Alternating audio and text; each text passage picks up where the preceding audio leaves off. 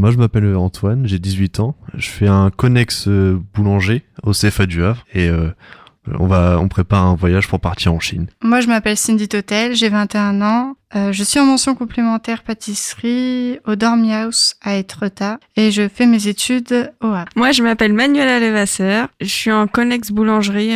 C'est un CAP en 1 an. Je suis chez Monsieur Portier au Hall. Donc, vous l'avez entendu, je suis avec Cindy, Manuela et Antoine du CFA du Havre qui vont partir 2 semaines en séjour d'apprentissage en Chine. Tout d'abord, qu'est-ce qui vous a décidé à partir ?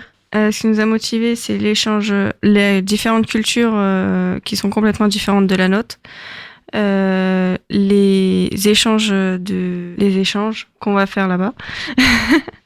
Ils vont nous apprendre des choses et nous, on va leur apprendre nos techniques qu'on apprend au CFA. Est-ce que vous allez avoir comme des correspondants ? Normalement, en fait, notre échange, nous, on part et après, logiquement, ça va être des Chinois qui vont revenir en France.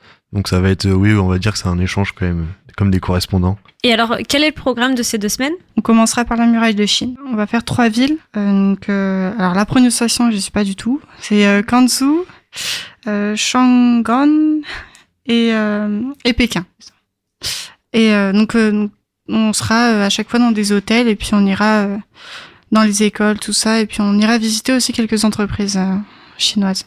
Et qui seront vos interlocuteurs ? On va avoir une soirée d'accueil offerte par l'association de la cuisine chinoise. On ira dans une école professionnelle d'industrie et du commerce, donc à Pékin. Et puis donc après, ça va se dérouler un petit peu comme ça. On ira visiter un marché aussi. Et puis donc découvrir des arts qu'on peut pas avoir ici, par exemple. Des tableaux, tout ça que...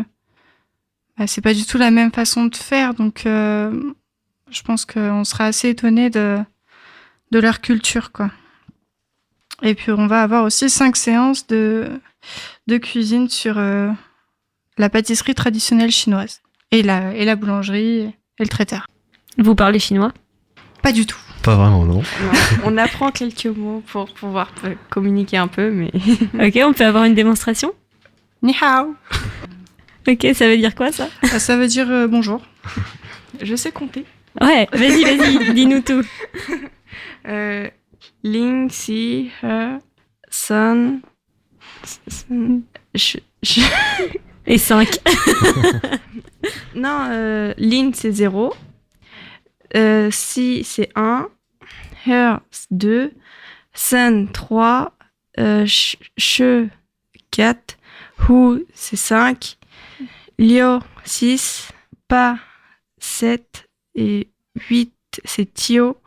9 Che. Et comment est-ce que vous allez faire en rentrant pour rendre compte de ce que vous avez découvert, appris et vécu là-bas ? Est-ce que le CFA vous a demandé des choses en particulier ? Il va y avoir on va refaire une interview en fait pour reparler de tout ça. Et puis ils nous ont demandé aussi de prendre aussi pas mal de photos pour aussi montrer aux autres élèves du CFA, parce qu'on est un peu leurs représentants aussi. Et après, ça serait bien aussi de faire une journée pour leur montrer ce qu'on a appris là-bas et remontrer leur culture au CFA justement, et aussi en entreprise si c'est possible. On espère être invité. Non, sans blague, est-ce que vous voulez dire quelque chose de plus à propos de ce séjour ? Moi, je remercie quand même mon entreprise pour me laisser partir, parce que c'est vrai que c'est quand même une semaine de perdu de travail, et puis c'est vraiment gentil.